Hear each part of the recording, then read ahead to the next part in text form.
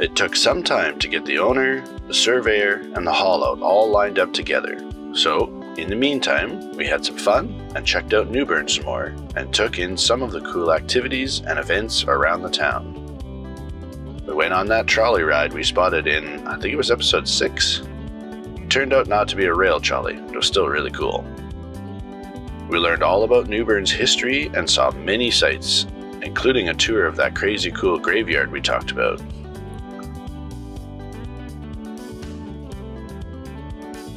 We also went on a tour of the Tryon Palace. Yes, it's Tryon, not Tyrion or Trione or whatever the heck else it was we thought it said. When you actually look at it, it's pretty straightforward. It's a very interesting place with lots to learn there. Arya got her fill of social studies on that day. And the gardens and the grounds there were amazing. I could have spent the whole day just wandering around that. Our time here was somewhat complicated by the short length of time we could keep our trailer parked at any one place. When we first got here, we stayed at this lovely Boondockers Welcome Farm. Arya had a blast hanging out with their chickens. Then, we were off to Oyster Point Campground down by Newport. It was a really cool, semi-primitive campground on the end of a big bay just north of Moorhead. It was a bit of a drive back and forth between the boat and there, but it was a great little place. Although, Arya and I did go for a terrifying nature walk filled with super scary looking spiders. Someone said they weren't harmful, but for this Canadian from the frozen north, the size alone had me jumping every few minutes.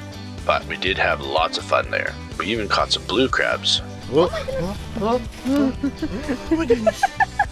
Oh my goodness. So science for today. There's blue crabs. We learned at the Calvert Museum how to catch them. So I managed to get one in this 5-gallon pail here before by just doing like a flip technique with my fancy pantsy sewage glove. And now I got him by the swim leg, which is what the man said to do. And it is a... blue crab. What kind of... what gender? Boy. It's a boy because it has this very pointy apron. I always called it a tail, but he said it's called an apron. Then we moved over to Flanders Beach Campground across the Neuse River from the boat. Newburn also has an annual chrysanthemum festival they call Mumfest. We all had a fantastic time, but Arya definitely had the most fun. I'm pretty sure this was my first real Ferris wheel ride. Then the big day finally came.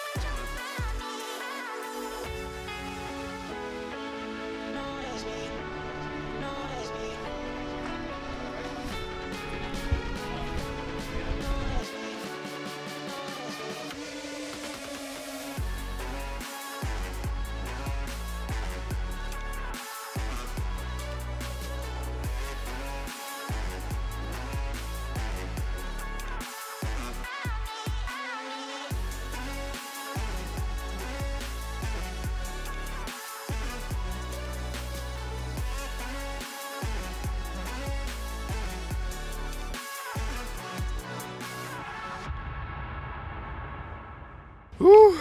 Well, that was a big day of survey. I am exhausted and I don't really have a whole lot to say right now. So I will catch you guys tomorrow or another day. Have a good night.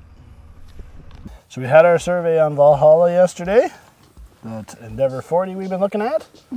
Most things survey related were, you know, what we expected. There wasn't a whole heck of a lot of things that we didn't expect, except a few fairly major things.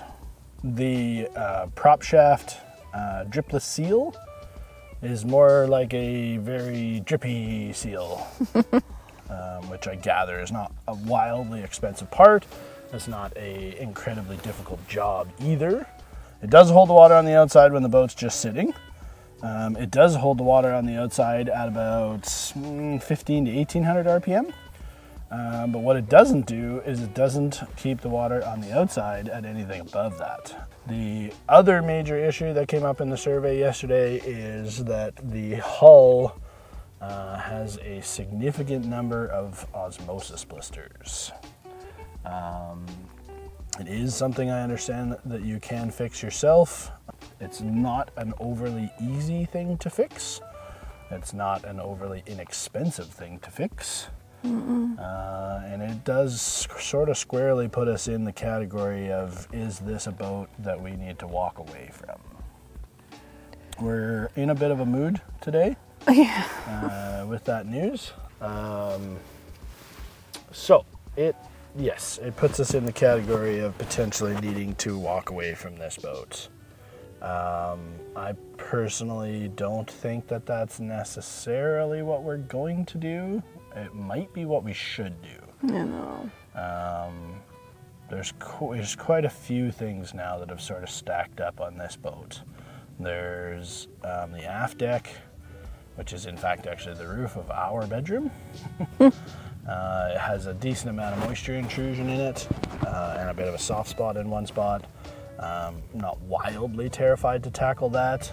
It's not something I want to tackle right off the get-go here, but down the road. There's another soft spot that is right in the, like right where the port side, I don't know, gap in the safety lines is. The gate, I think is what you call that. There's a bit of a soft spot there as well.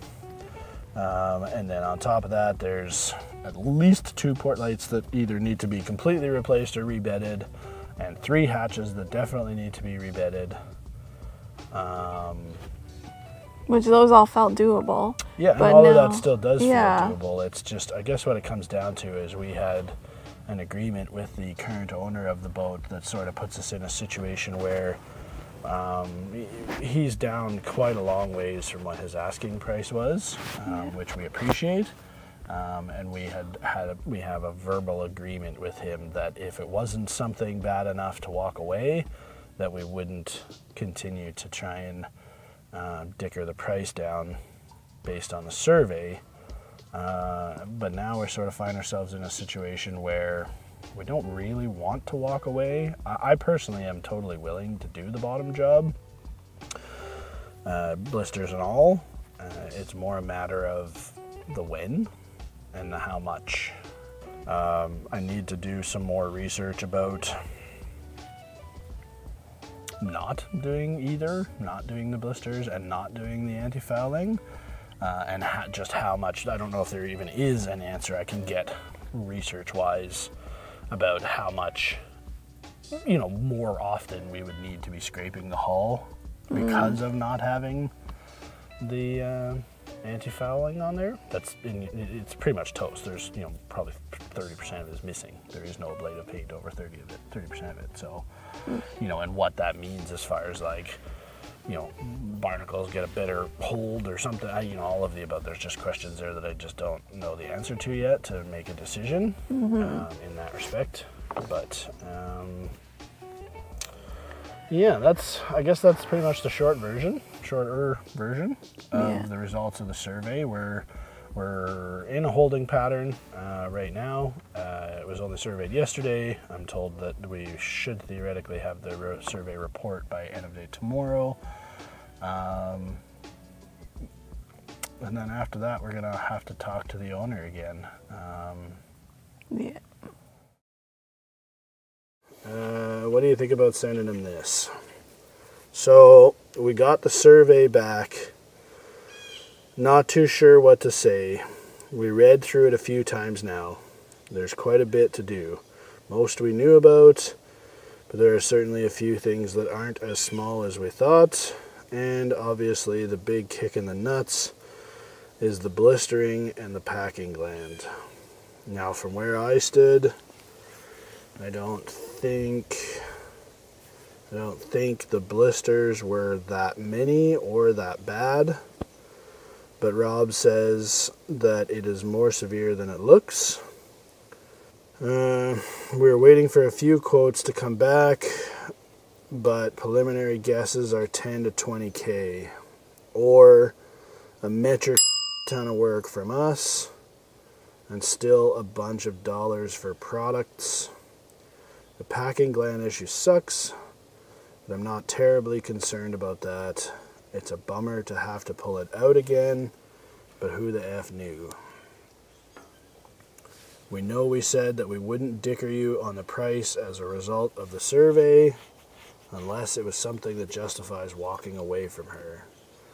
I'm afraid that the blisters on top of everything else might just be that. We don't really want to walk. We've begun to love Valhalla, and we want to take her under our care, but we think that we have to revisit price in lieu of this new info. I feel terrible having to say that, but with all the things she needs, we are nervous. What do you think? What do you think?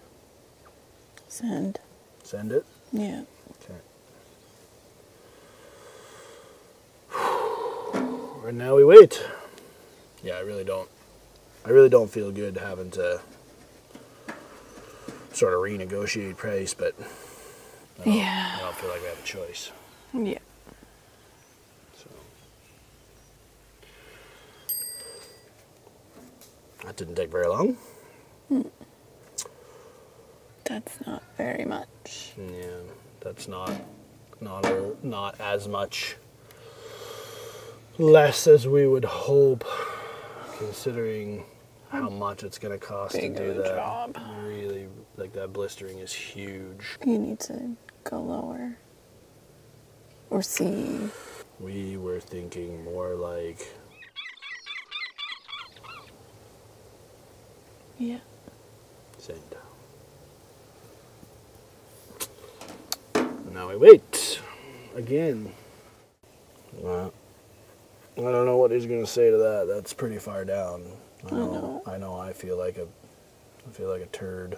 I feel bad, yeah. For having to revisit price in the first place when we said we wouldn't, but I think at what we agreed at already, and the blisters and the gland and everything, I really, really don't want to walk. I don't want to pay for another survey on a different boat. I don't want to start this process over again. Yeah. But I don't think we can. I think we'd be doing ourselves a disservice to not trying to get less, so that we don't get screwed in the long run. Yeah. Yeah. We'll see what he says. Mm-hmm. Something already. Nope.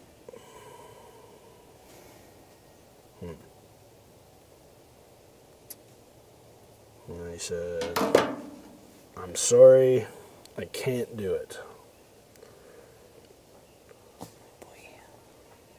Huh.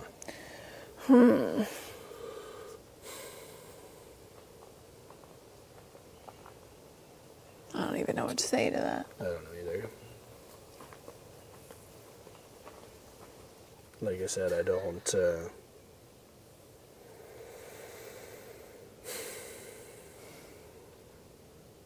yeah. I don't know if we can do it at that price. Even the new price. I don't know.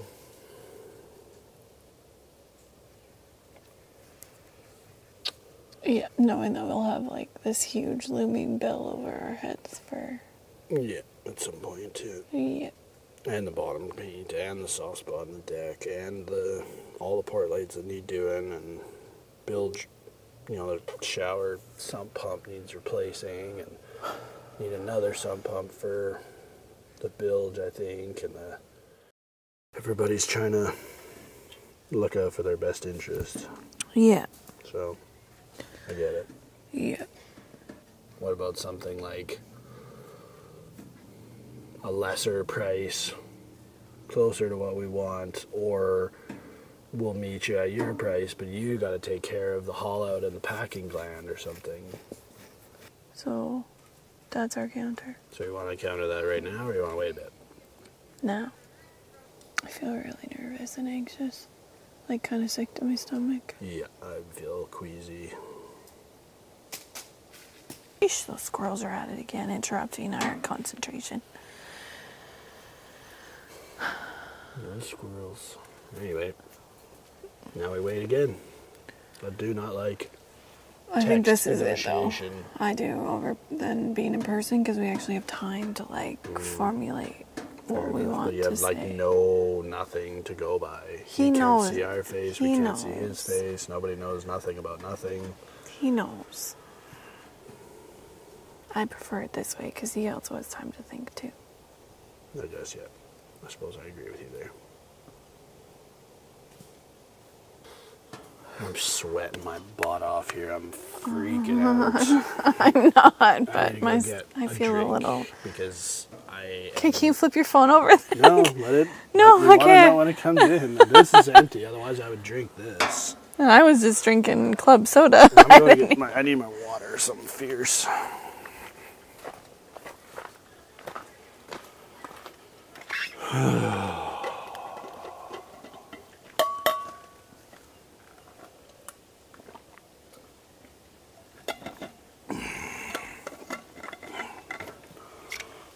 I am not gonna lie to you folks, buying boats is exceptionally stressful.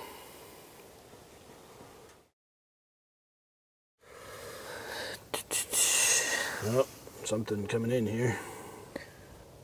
So he doesn't want to do the gland or the haul himself. Okay. So he said, go with the lower price. Holy crap. Handshake emoji. You got a deal, sir.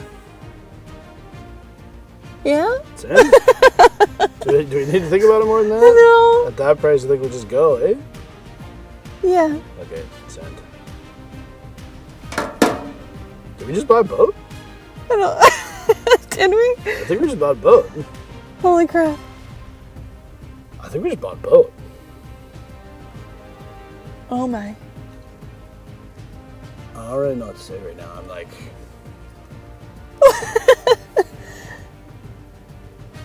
Holy. I think we just bought a boat. Holy crap. Holy crap.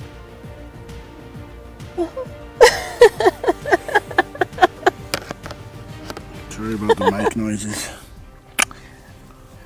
Oh. Yeah? We just bought a boat. Wow. That's a weird feeling. Yep. That's a long time in the coming, and that is really freaking scary. We gotta figure out how to use a boat now. Oh my god. I don't know. We're gonna have to get back to you because we don't know what to say right now. We have so much to do now. We have so much to do now. I think like every time we go through a new stage where it's like, oh yeah, trying to decide if this is what we're gonna do with our life is the hardest part. And then we do that, and then it's like downsizing is the hardest part, and then we do that, and then it's like selling our home. Selling our house is the hardest part, and then we do that, and then it's like we drive across the country is pretty hard, and all the goodbyes, that's the hardest part. That was hard. And then, oh man, shopping for a boat is like the hardest part. So I think that means that owning a boat is probably the hardest part. If we're following along with this track record, getting the boat ready to do something with it is going to be the hardest part, I think. Holy crap. Wow, I can't believe we just bought a boat, I think. I mean, it's not till I'm the kind of guy that's like, until the paperwork. Until the paperwork's done and somebody is like, hey, she's all yours. It's in your charge now. And it's not really, really real, but it sure feels pretty real right now. Yeah. I got so much to do. Yeah. Oh, my brain's melting right now. We need to text our families. Yes. Tell them what's going on. We will get back to you guys as quick as we can. I'm not doing really good formulating sentences right now. We'll get back to you guys. I don't even know if it's going to be today. I kind of want to just bask in this for a bit. Wow. Yeah. Good job, first mate. 3-4 years. 3 or 4 years of what? Getting here? The making. I thought you were saying 3 or 4 years till we could do something with No. it. In the making, babe. 3 or 4 years in the making, and since I was a tween of dreaming, I didn't think that people of our means could ever be sailboat owners. I grew up in the 80s and the 90s where like, I'm on a boat is like kind of what being boats are about, like huge yachts, multi-million-dollar, like takes more money than I make in a year to maintain. That's what I thought, and it was only in the last like 5 or 6 years that I found out and educated myself. Living on a boat full time is actually potentially something that we could afford to do, and then Here we are. So take this as proof. If anybody ever tells you that you need to follow your dreams and you can work your way towards and manifest each step of the way, if anybody ever tells you that's not possible, they are wrong, because we're here now. And I'll tell you this again when I'm sitting on the boat and it's my boat. I might even cut this part until then. Us 3 years ago wouldn't have been able to wrap our brains around this. How about 6 months ago? When we were in the midst of renos and freaking trying to sell the house and stuff, I was like, I think this is possible. Like, yeah. If you got a dream, follow that dream. Don't let anybody tell you that it's dumb or that's stupid or that's not possible or that it's too dangerous or that you can't afford it or any number of other reasons. You can figure it out. You can get it done. Yeah. I'm going to go have a whiskey and a cry. So I'll catch up with you guys later. She's all ours. Now let's get to work.